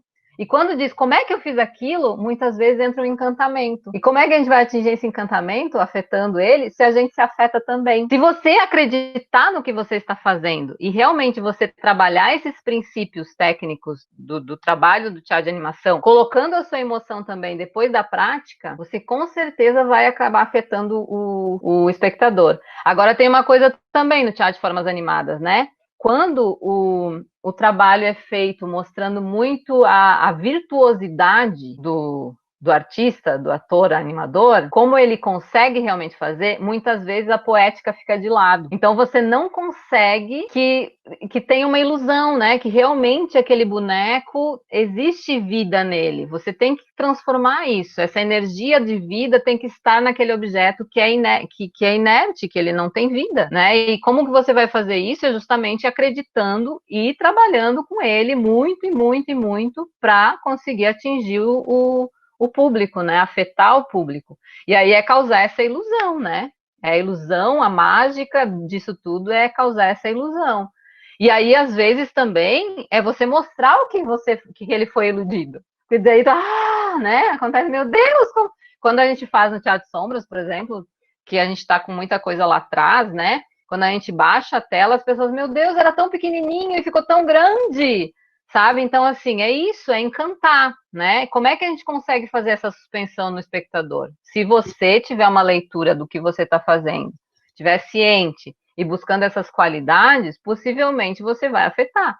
Só que, lógico, que depende também de espectador para espectador, porque ele tem que estar disponível também a entrar no jogo ficcional. Se ele não entrar no jogo ficcional, você não vai conseguir levar ele, né? Então, é um pouco isso, assim, tem várias camadas aí para a gente analisar, né, dessa ficção, de onde nós estamos, se realmente é para ver o ator, porque muitas vezes o ator está na frente, mas a gente nem olha para ele, a gente vai olhar para o que está acontecendo. No espetáculo A Salamanca do Jarau, do Clube da Sombra, por exemplo, eles têm uma cena onde eles estão numa tela gigante no lado, fazendo uma luta, né, entre os personagens, e aí eu tô olhando aquilo ali. Aí, de repente, aparece uma bolha gigante do outro lado, que é uma caverna. Só que eu não percebi aquilo lá sendo enchendo, né? Eu não percebi porque tinha um outro foco de olhar, e aí quando eu percebi, eu disse, meu Deus, o que aconteceu nisso? Se transformou totalmente a cena. Então, assim, você tem que direcionar o olhar do espectador e do público, no caso do teatro de formas animadas. Se você não direciona, possivelmente ele vai perceber o que está sendo feito por trás e ele não vai curtir tanto. Lógico que quando a gente estuda, né, o teatro de animação e que a gente estuda teatro, a gente sabe o que está acontecendo. Mas só a gente sabe, o espectador não sabe. Então, muitas vezes a gente erra e eles não percebem também, né? A gente também tem que cuidar para isso, para a gente não se preocupar tanto no que ele vai sentir, né? Você tem que fazer, tem que estar na íntegra e trabalhar isso.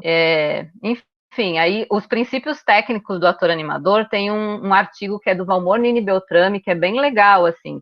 Ele descreveu já faz um bom tempo, só que, e tem muita coisa, inclusive, que a gente já refletiu novamente, a gente reescreveu algumas coisas, mas dá para perceber bastante coisa, porque o que a gente fala sempre, não é só técnica. A técnica, ela é muito importante, mas se você não tiver a emoção, se você não tiver a intenção, e não transmitir isso para aquele objeto, não vai ser nada. Se você só pegar e começar a manipular a coisinha, né, não vai acontecer. Você tem que ter essa presença cênica junto, né? Ora você vai estar oculta, você vai trabalhar energia só para o foco do personagem, que é o objeto, e ora você pode estar conversando com esse objeto, né? E aí você vai fazer, né, a triangulação de quando um fala e o outro não. Você vai trabalhar as questões dos princípios. E aí isso tem que estar automático, tem que estar automatizado, né? Tem que estar autônomo em você para você conseguir brincar com isso. Porque se você tiver que pensar, ele está falando aqui e eu vou ter que pensar, o que eu vou fazer agora? Não, eu tenho que olhar para ele. Aí não funciona, você vai eliminar a ilusão, né? Você vai estar mostrando o que está fazendo. Eu não sei se eu respondi também, né? Porque são perguntas bem complexas, né, para entendimento, assim, do que a gente pode fazer. Eu vou chamar o Thiago agora para fazer a próxima pergunta. A próxima pergunta. Fábio, opa, deixa eu ligar a luz.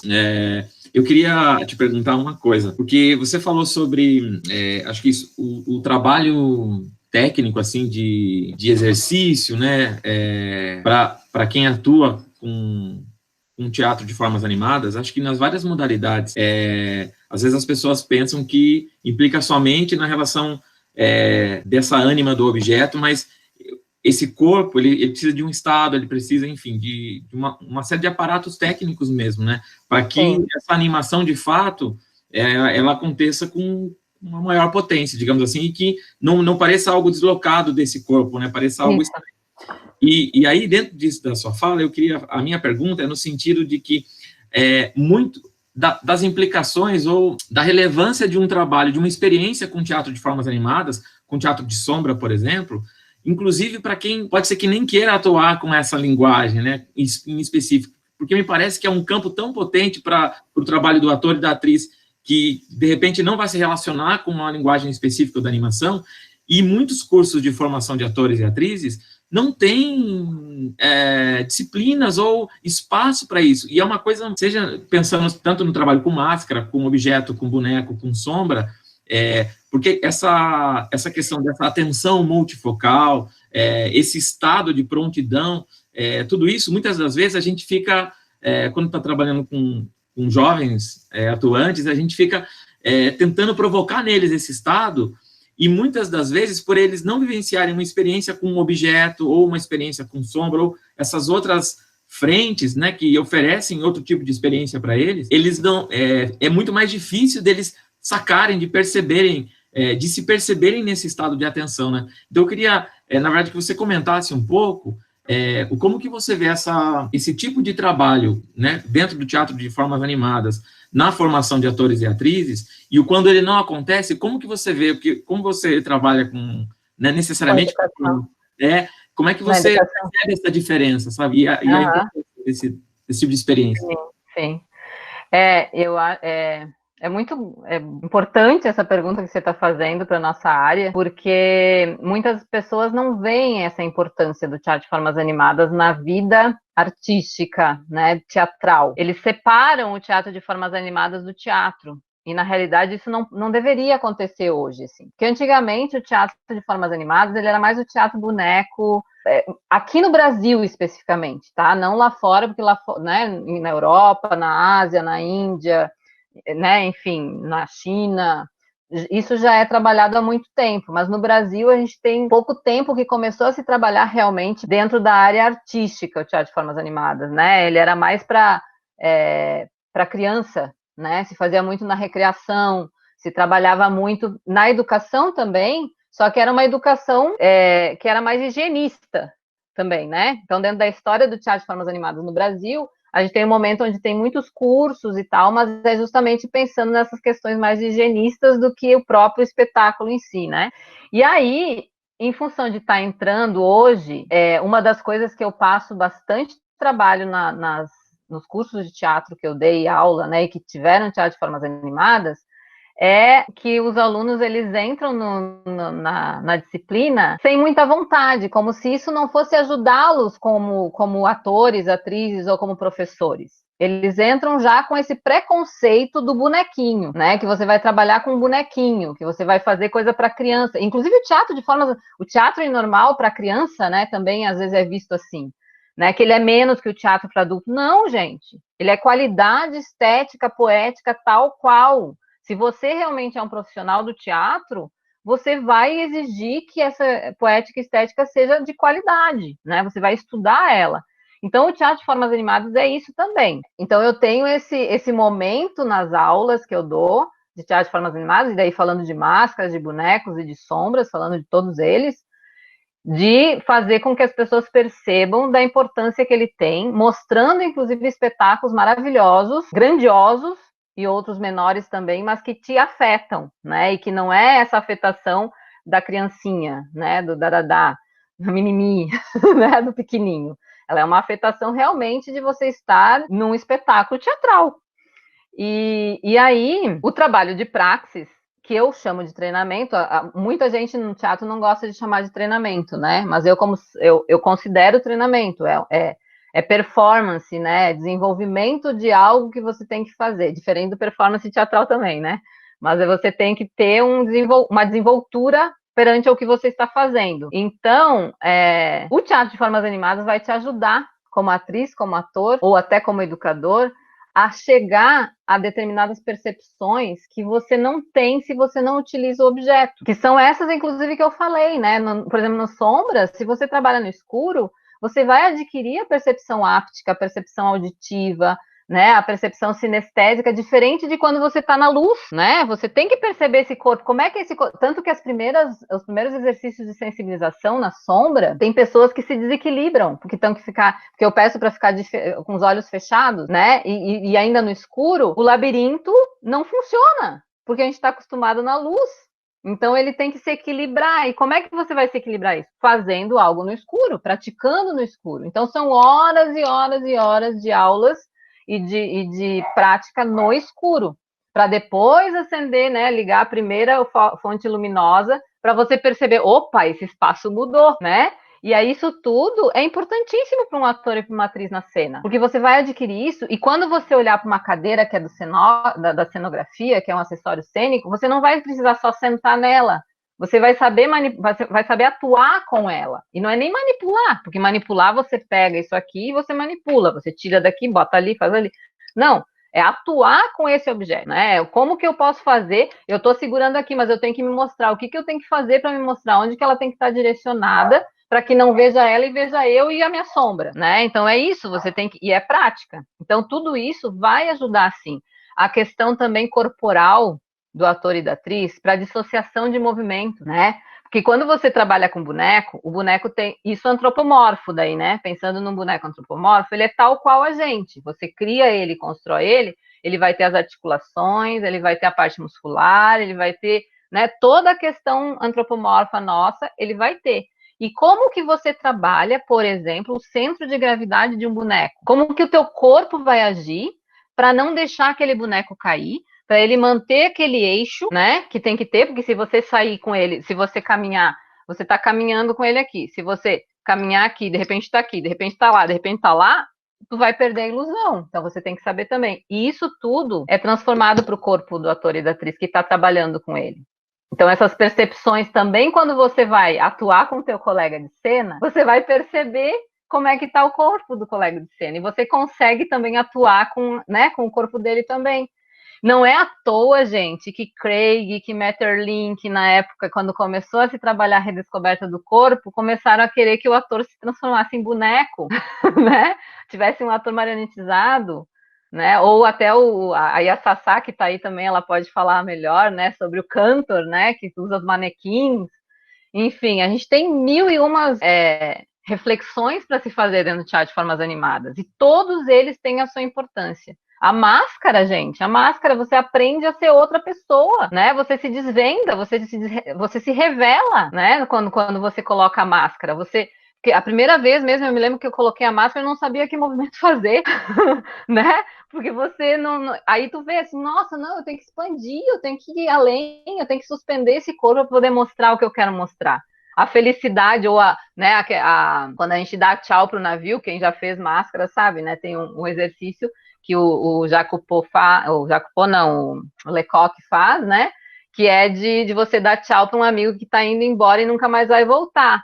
Muitas vezes a pessoa fica, ai meu Deus, aí tá parecendo que ela tá mais espantada ou tá feliz que a pessoa tá indo embora do que, né? Então a calma, a respiração que tu tem que ter, né, quando você vai trabalhar e atuar com uma outra coisa, né? Então eu acho que tem uma importância muito grande. E quando eu pensei na sistematização, assim, de uma prática pedagógica do teatro de sombras, eu pensei justamente nisso, assim, esse trabalho de praxis, ele não é só para o ator que vai trabalhar com animação de sombras, ele é para qualquer ator, qualquer atriz. Lógico que você acaba se encantando e você acaba seguindo, porque existe tudo ali dentro. Você atua, você é personagem, você é narrador, você é a voz do personagem, você é outro, sabe? E quando você é outro, além do outro personagem seu e os outros que você criou, você é testemunha de algo que está acontecendo. Então, isso motiva, né? E eu acho que todos e qualquer ator ou professor deveria fazer experiências, e não só a experiência de curso, mas a experiência de realmente fazer uma cena que seja uma contação de histórias com um objeto, onde você transforma esse objeto em algo, sabe? Mesmo não sendo antropomorfo, mas que você consiga contar uma história com todos esses recursos que a gente tem ao nosso redor, né? Qual é a outra pergunta que você fez? Que tem ligação da importância. aí do teatro, dos cursos de teatro que não tem teatro de formas animadas, né? A gente já progrediu nisso, assim, um bom bocado aqui no Brasil, porque as principais universidades, e começou com a Ana Maria Amaral lá na USP, no ECA, né, em 1977, daí teve o Felisberto, o Nini, né, que entrou, Isabel Conceição, então a gente tem assim, de norte a sul, hoje a gente tem as universidades, eu acho que se não me engano, a gente fez uma pesquisa, são 16 universidades que têm no seu currículo o teatro de formas animadas, só que assim, muitas vezes é uma disciplina. Uma das únicas, agora a UFSC também tem, né, teatro de máscaras, bonecos e sombras que é optativa ainda, mas ela tem as três. Lá na UDESC, a UDESC foi a primeira, né, a colocar lá em 1986 já as três disciplinas, só que não era teatro de formas animadas que chamava. Ela era Laboratório Dramático 1, Laboratório Dramático 2 e Laboratório Dramático 3, porque as pessoas não aceitavam teatro de animação, o teatro inanimado, o teatro de formas animadas. Então a gente evoluiu. Tá? A gente está tendo muitos festivais, muitos seminários. Eu acho que a revista Moin Moin nos deu uma visibilidade internacional. Ela está em todo o mundo, né? Ano passado a gente fez o Provocação aqui, que era pela Unima, e aí a ABTB também está sempre em relação com a Unima fora.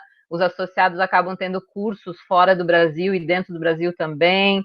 Então, eu acho que assim tem funcionado bastante. Só que a consciência das pessoas ainda é pequena, assim, né? De quem entra e não sabe o que é, né? Mas cresceu bastante, tanto os grupos também, as companhias, em função dos festivais, né? A Sassá, inclusive, é uma das gestoras do Festival do Internacional de Teatro de Animação aqui de Florianópolis.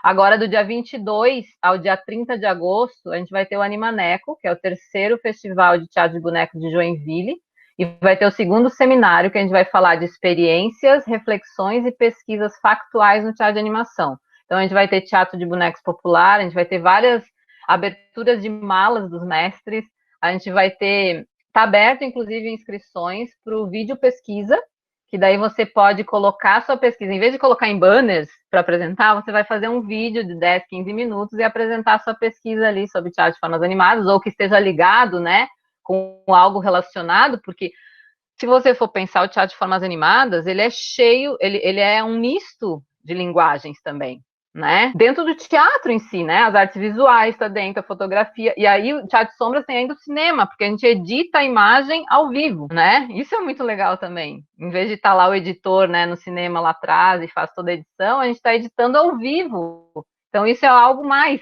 É uma das coisas, lógico, que eu quis trabalhar por ser multifocal, né? A voz está presente também, e a voz no escuro é totalmente diferente do que a voz na claridade, né? A voz do ator ao vivo, assim, porque tem bastante coisa gravada também, né? O nosso teatro de sombras específico brasileiro, geralmente ela é mais imagens, agora que começaram mais a abrir também para a questão da voz, né? Do texto em si. Mas eu acho que é isso, assim, e a importância na educação, gente, o teatro de formas animadas dentro da educação para o desenvolvimento humano é uma coisa, assim, que você trabalha todas as percepções da criança. Se você trabalhar teatro de sombras e colocar uma lanterna na mão da criança e colocar uma silhueta e ela começar a trabalhar esse foco que ela tem que dar e a percepção visual de onde ela está levando, isso aqui é um pouco de motricidade fina. Isso aqui pode ajudar, por exemplo, na alfabetização da criança, porque ela vai ter um recurso espacial. Quando a criança escreve, né, lá no primeiro ano, ela vai escrever, ela tem um espaço que ela tem que controlar para ela fazer a escrita. E a mesma coisa é a gente com a sombra, né? Você tem que trabalhar aquele espaço ali. Então, isso pode ajudar, né? Pode agregar, são ferramentas que agregam para a questão da educação e todas as percepções psicomotoras da criança, a lateralidade, a questão da agilidade, né, que você tem que ter, do impulso, né, que você tem que ter mais rápido, a propriocepção mesmo, né, que é a questão, por exemplo, você está passando por um buraco, geralmente tu não vira o pé, porque você tem a percepção, mesmo não olhando para o buraco, você sabe se pisar, você pode até quebrar o pé, você vai saltar, né, isso é uma propriocepção nossa, assim, que a gente adquire com a vida. Então, fazendo a prática, você vai adquirir também dentro da questão da educação. E aí a plasticidade que você trabalha, né? Porque você vai construir um boneco, você vai usar outros tipos de papéis, por exemplo, né? O próprio craft, quando você vai construir um boneco, você tem as texturas diferentes. Se você amassa, quando você abre, ele vai ficar parecendo um tecido. Se você faz ele todo enroladinho, enroladinho, enroladinho, você puxar, você consegue fazer, por exemplo, a parte do esqueleto de um boneco, porque tu não vai rasgar ele, sabe? Quando você tá com ele retinho, você vai puxar, ele vai rasgar. Agora, se você tiver amassado bem, vai ser bem mais difícil, né? Enfim, você cria essas possibilidades, né, para trabalhar com a criança. Obrigada, Ti. Obrigada, Fabi. Agradeço muito, foi super rica a sua fala, né? Foi assim, um montão de coisas muito valiosas, então quero te agradecer muito pela presença. Antes da gente finalizar, Fábio, de eu te passar a palavra para a gente fechar, eu queria convidar o Tio, o Flávio e o João para fazer uma fala final, e eles também vão ler um texto lindão aqui, antes da gente acabar. Oi, Fábio. Oi. Eu vou falar primeiro com o Flavinho. Vai lá. Obrigado demais pela sua fala. E assim, para além da sua fala, para todo o vínculo, né, que você criou assim com a gente, que muito bonito, participando de todas e contribuindo de uma maneira muito generosa, sempre trazendo as referências, colocando discussões muito pertinentes em todos os encontros e hoje nos abrilhantando aí com todo um repertório sobre teatro de animação. Então, muitíssimo agradecido pela sua fala. Obrigada a você, meu Deus. É muito bom poder compartilhar, né, refletir sobre nossas questões. Sim, claro. Fabi, é isso, né? Muito legal, a gente vai se tornando de algum modo íntimos, assim, né? Eu fico muito feliz com a sua fala, com o modo com que você traz, assim, de modo geral, vou fazer, né, teatro de formas animadas, teatro de sombra, né? E as variações desses fazeres teatrais, com bonecos, com varas, com cordas e... porque, assim, na perspectiva que eu tenho sobre isso, eles representam uma prática teatral muito popular, né, de diversos momentos da história da arte, da história da humanidade, e que foram, parafraseando o Alexandre Mate aqui, meu grande professor, assim, um dos grandes mestres, eu não tenho um só, né, mas que foram tomados pelas culturas hegemônicas e tomaram para si, e se a gente não, se a gente não trouxer de volta os grandes mestres das culturas populares, colocar os seus nomes em pauta, suas práticas em pauta, colocar essa modalidade teatral em pauta, principalmente dentro das universidades, Peter Burke, né, a gente acaba naturalizando a fala dessa cultura, dessas classes hegemônicas, e aí a tendência é que os próximos fazedores de teatro, aqueles que virão depois de nós, tomem como verdade que essas modalidades sejam também desta mesma classe que está por reivindicar para si tudo aquilo que a cultura popular criou, desenvolveu e disseminou de modo geral pelo mundo. Então eu fico muito feliz, acho que é um espaço, acho que a sua fala contribui nesse espaço, nessa discussão, espero que as pessoas tenham essa perspectiva, né, de que trata sobretudo de um lugar de onde se fala e de onde se faz esse teatro, essas culturas populares. Então fico muito feliz em ouvir você, muito agraciado pela sua fala. Obrigado. Flávio, até quanto ao teatro mais popular, né, o teatro popular de bonecos brasileiro, por exemplo, que a gente tem aí, eu nem falei muito, mas todas essas questões que a gente fala da presença, elas estão presentes no mestre, sem ter conhecimento acadêmico. Porque, assim, se você for perceber, um mestre é um exímio improvisador, o mestre de teatro popular brasileiro, né, enfim, do Mamulengo, do Casimiro Coco, do Babal, qual mais? As meninas que estão aí, que são do teatro popular, eu estou esquecendo vários ali, são 5. Mas, enfim, todos eles têm a questão do improviso, e o improviso é uma questão que a gente, como ator e atriz, necessita sempre. E ele não é um treinamento, ele é uma consequência do treinamento, uma consequência da praxis, né? A improvisação. Então, é a mesma coisa, você faz a parte técnica para você adquirir as habilidades para trabalhar com o boneco, com objeto, com a sombra, né? E aí isso vem do tradicional, isso vem do popular, né? Se você observar, que é uma coisa que a gente tem que fazer como ator e atriz, observar, gente, escutar e observar são as melhores coisas que a gente faz, porque a gente adquire as habilidades para a gente fazer os personagens, para a gente trabalhar na cena, né?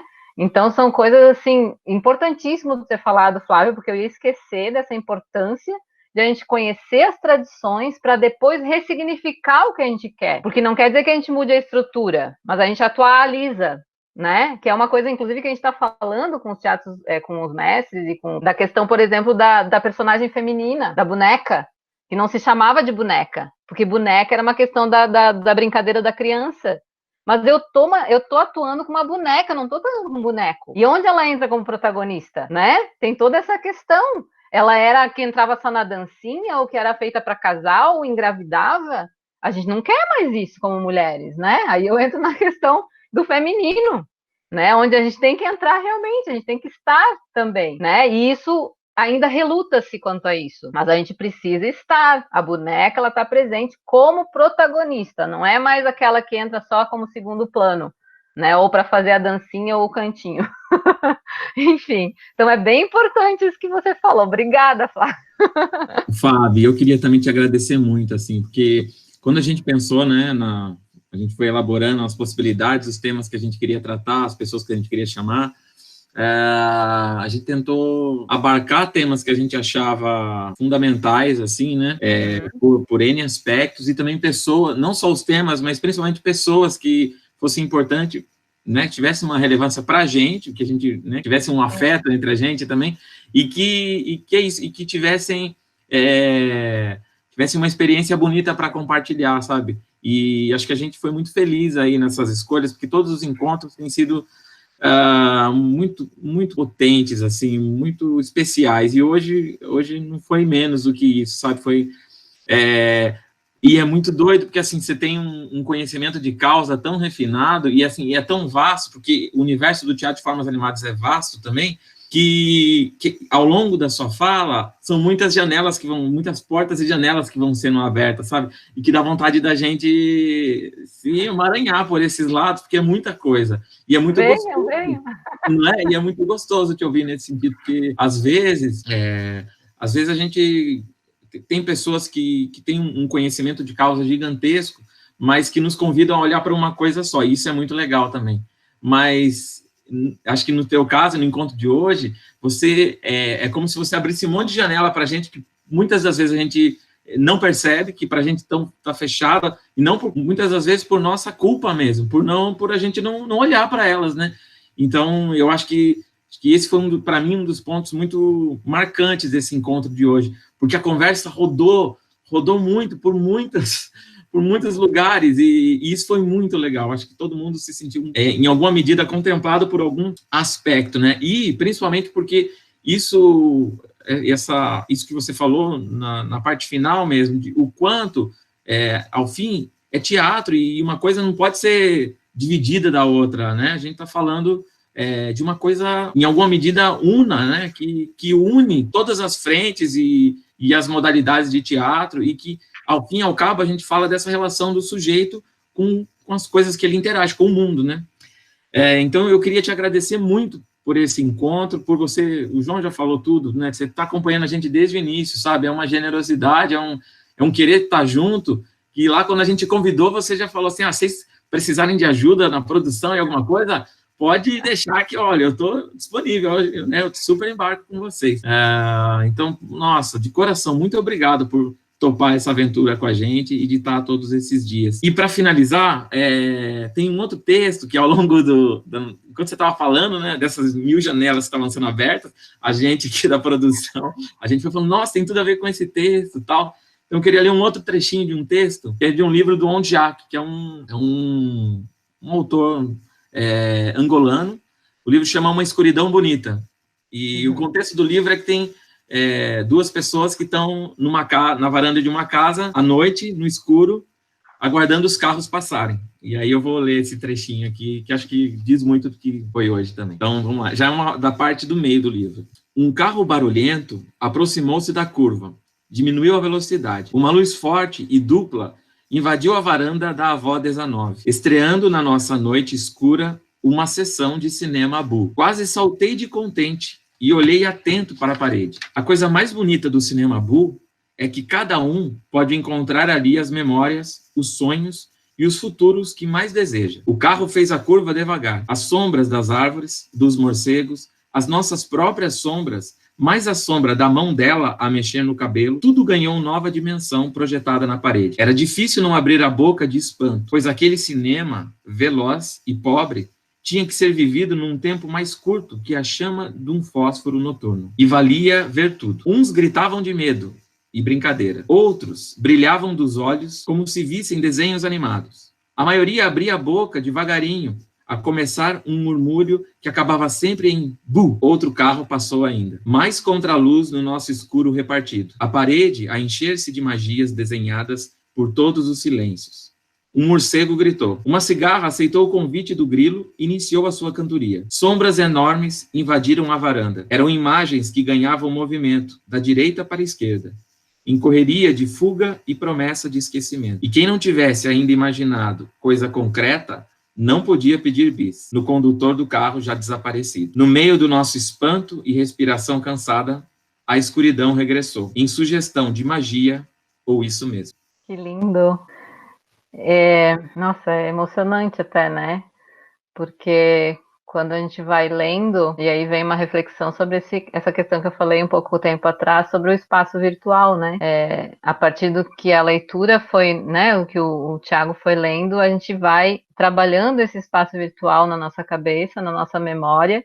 Cada um imaginou a sua árvore, a sua sombra de árvore, o seu carro, a sua, né? Então, o quão potente, né, são os textos, contos, enfim, a leitura, né, é potente pra gente. Agradeço muito, lindo, depois me passa esse texto, esse livro que eu não tenho. Adorei, montar um espetáculo, inclusive, dele. Você vai gostar, e muito. Assim, eu não falei do texto inicial de vocês, né, eu amo Eduardo Galeano, inclusive tem o História da Sombra, que tá na Moi Moi número 19, que é maravilhosa e que a gente não pôde comentar aqui também, porque era muita coisa, mas eu pensei muito nele em função da vida e morte, né?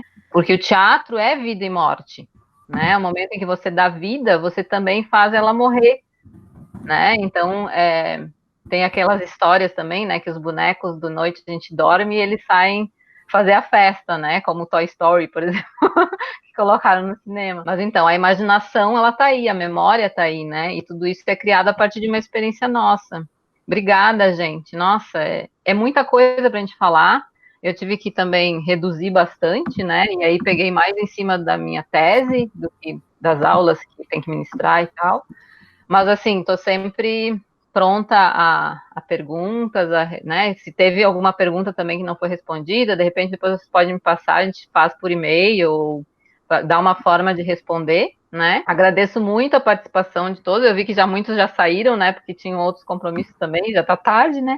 10h05, já acaba passando, mas uma gratidão enorme de estar aqui com vocês, e eu acho que quando a gente participa de uma jornada, e isso é o meu ponto de vista, né, e que tem um evento que é longo, se a gente acompanha, o nosso conhecimento que a gente adquire é muito maior, né, do que simplesmente você estar no momento em que você vai dar a palestra, ou que você vai, né, eu gosto, os festivais, os seminários, tudo que a gente faz é para a gente estar integralmente, justamente para a gente entender, né, todas as linguagens. E o teatro é isso, né, você abarca todas elas, por isso que é gostoso, é sempre desafiador.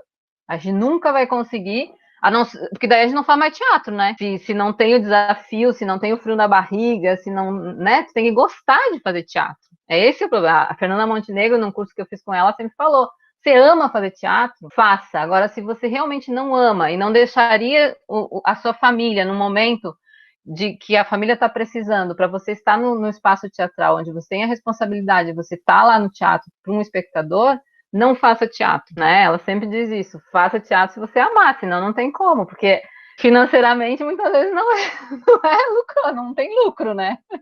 É porque realmente é vida, né? Ao menos para mim, o teatro é vida, tanto que eu mudei da educação física, não aguentava mais ficar só na questão física, né? De percepções físicas mesmo, porque era a questão da saúde, era a questão do condicionamento físico que te barra. O teatro não, ele te desafia. Teu corpo tem que mudar todo o tempo.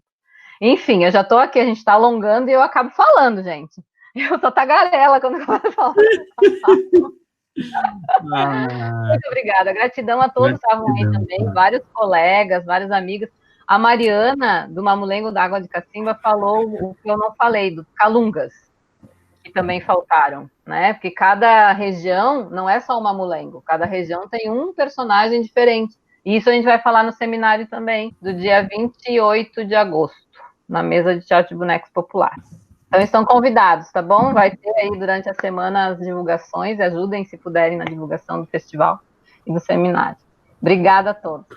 Valeu, Fabi.